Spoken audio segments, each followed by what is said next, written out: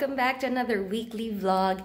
And today, ako ay pupunta sa Skin Station for my underarm laser. Last session ko na to dun sa booster na in-avail ko. So I don't think mag-a-avail pa ako ulit after nun because I'm okay na talaga with my underarms. Tapos yung hair growth masyado ng konti. And then I'll go to several shops sa Watsons, ano nga yung mga nakalista ko, Mr. DIY. Ayun, I'm also preparing for my work travel next week. I'll be in Iloilo, tapos may team building kami, pero sa Batangas lang, sa may Canyon Cove.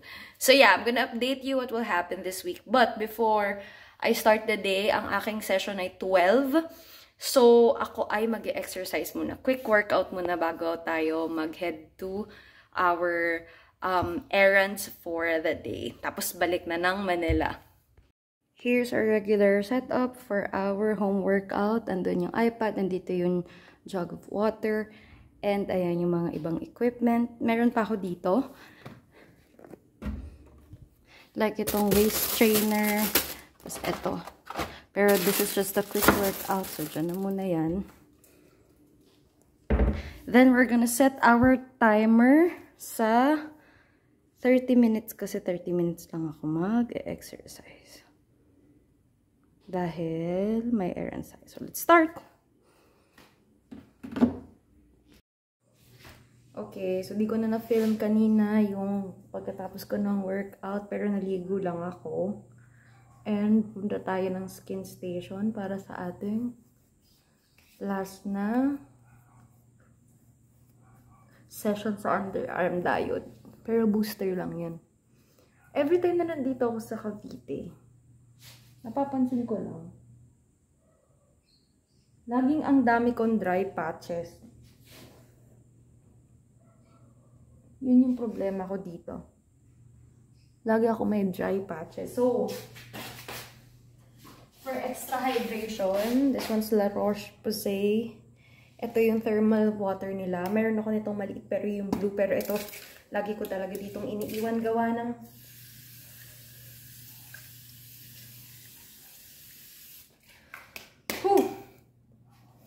lagi yung dry ng mukha ko dito talaga lagi. Yan. Yan. Double na ano na yan. Hydration. Hindi ko na lang alam ano pang mangyari sa face ko. Hindi pa yan. And then, this is the mist that I have here. Ito yung last pa na batch. Ayan. Ariana Grande mist.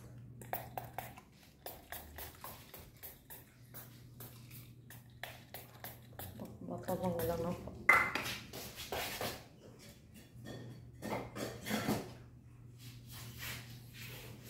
And then, maglalagay tayo ng tuyo na pa. Medyo tuyo naman na. Maglalagay lang tayo ng konting concealer. Para makaalis na. Late na tayo. Malapit lang naman yun. But yeah. Hindi pa ako nagla-lunch.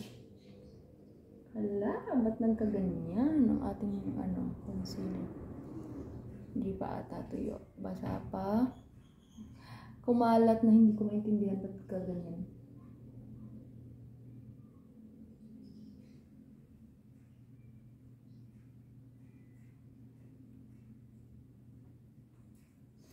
Ano naman ang kalalabasan nito, but hindi pa kasi toyo, nagmamadali tayo. Anyway, pwede na yan. Bahala na.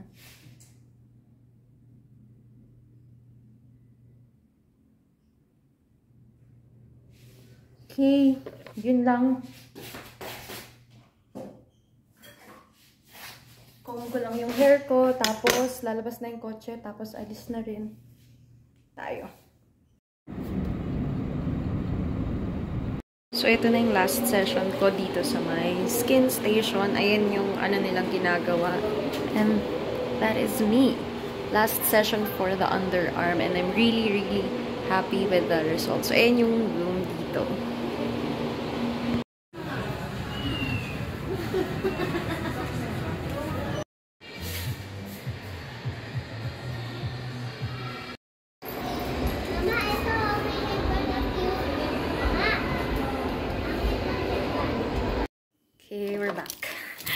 bago ako mag-ayos ng gamit at bago ako magtrabaho, I'm gonna share the items I got from Watsons and from the Face Shop and from Bagel Girl. Unahin ko na muna yung nabili ko sa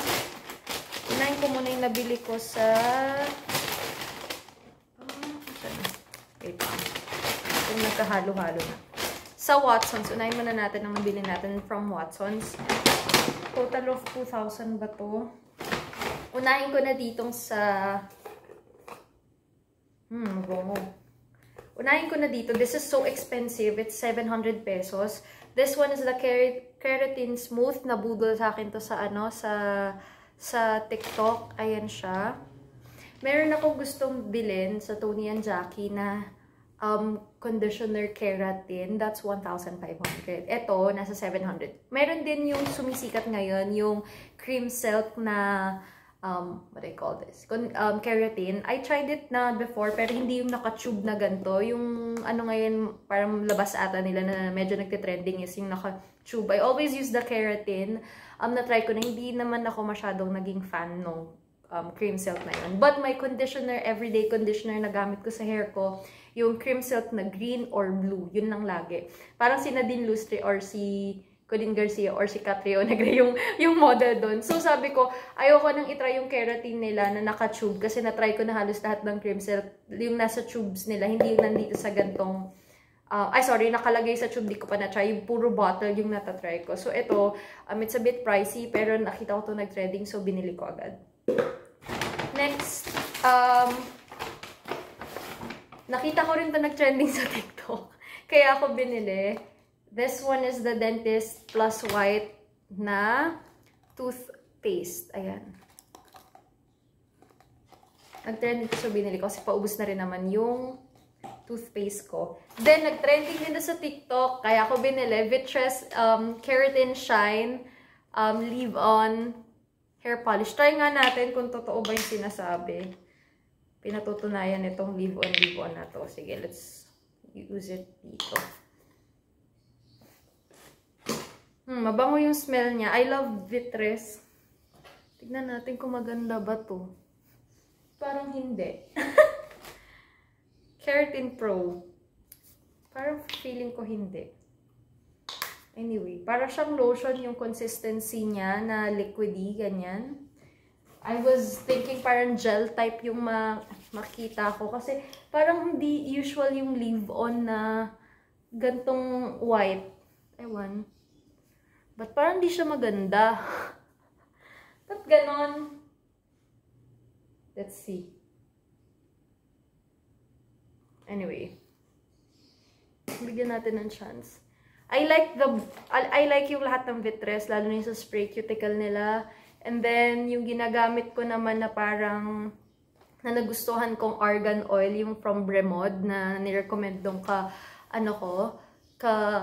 roommate ko. But this one, I don't know. Try muna ulit natin. Then, bumili ako ng maliit na aqua moisturizer for my makeup kit. Kasi pag nagta-travel, mas okay siya. Then, meron din tayong binili na Scott's vitamins. Kasi, kuha na tayong isa. Mag-field work ako eh. At nararamdaman ko para kung lately parang naa-atching ako ng naa-atching. So, one's my favorite. Lalo na kapag gusto mo ng matamis, ganyan.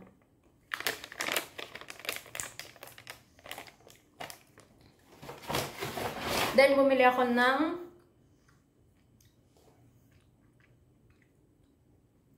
super sarap dito. Bumili rin ako ng carrot lotion 4-in-1. Matagal ko na tong alam tong product na to. Hindi pa sila nagre-release itong GT carrot lotion from a good friend. Ang aking super reliable na Becky friend from the time na nag-working student pa ako. Paras kaming working student. Tapos nakasama ko rin siya nung graduate siya sa Hong Kong. Pero mas nauna kasi akong graduate sa kanya ng 1 year ata. Ito yung lotion niya. And si Akla, talagang magaling siya talaga kasi binabasa niya yung lahat-lahat. And then, years after, medyo nakikita ko to nagtitrending. So, I'm happy naman. Ayan, bumili na rin ako. Kasi before yan din yung ginagamit ko. And then, binili ko to. Ito, binili ko to para sa boyfriend ko kasi itong dalawang to, kailangan niya. So, yan, binili ko. Tapos, binilan ko na rin siya nitong tea tree from The Face Shop. Ayan. By the way, from The Face Shop, ang binili ko lang doon, 3 items. Itong tea tree, para nga sa boyfriend ko. Tapos, itong rice vitamin E na eye patch. May binili rin ako from Kiko Milano na parang eye patch, ganyan. Gusto ko na makatry ng magagandang eye patch. So, I'm trying to collect them. So, ito nakita ko sa The Face Shop. 75 pesos, binili ko na rin. Then, ito talaga yung pinunta ko sa The Face Shop para bumili ng pang-curl ng eyelash curler. Diba? Babaeng-babae tayo. Pero, I'm gonna try this later kasi di pa ako masyadong marunong. So, ayan siya. Tapos, binili natin from, if you like, yung mga hair accessories, ganyan. And then, yung mga bracelets na parang design, just in case you like accessories. I like getting them from Bagel Girl. Pati yung mga iba kong kolorete sa buhok, ginagamit ko. So, pili lang kayo ng mura because most of their items are pricey. Pero ito, tig 50 pesos. So, like, 99 pesos, 99 something, ganyan. O, diba? 100 lang for these. I like this. So, pag ako, mag-hair mask ako. Kaya ako to binili kasi, pag mag-hair mask ako ng ganito, itatali, kailangan mo siyang ipusod. Ganyan. So, yan. Binili tayo. And, this. Lagi ko kasi itong nakikita. So, bumili na ako for myself. Yung nilalagay sa hair. I don't know, but I like this so much nung nakita ko dun. Ano ba yan? Hindi ko masuot ng ayos. Basta ganyan yung itsura. Ang cute oh. Right? I like this. Pag mag-aral, ganyan. So, yun. Yun lang for today's haul. And then, I'll work. Tapos, magmerienda. Kahit konti. Because I had late lunch na. Kanina may prutas pa ako dito, sayang. I'll pack. Tapos, yung mga kailangan kong iuwi sa Pasig. Then, yun! I'll update you guys later. And, malinis na ulit ang bahay. Naglinis muna ako, di ko na na-film. And, there's me. Dito na lahat ng gamit ko. Okay na.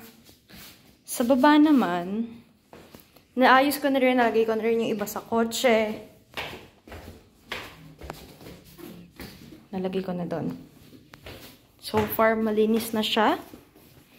At aayusin ko na lang tong mga gamit na ilalagay ko sa bag ko. And that's it. That's it for today's video. I'm heading back to Manila kasi next week flight ko to Iloilo. That's a work trip.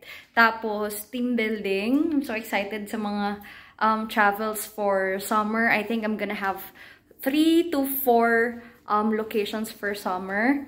1, Iloilo. Syempre, may side trip na nakasama doon. Second, we have yung sa Batangas, yung sa Canyon Cove for our team building. I specifically like that place. Tapos, Pagudpod. I'm also going to Mindanao, specifically in Jansan. Sana may nearby beach resort na mapagstayan para ma-enjoy maski pa paano yung place. Yun lang. Thank you so much for watching the video. I'll be ending the vlog here. Bye!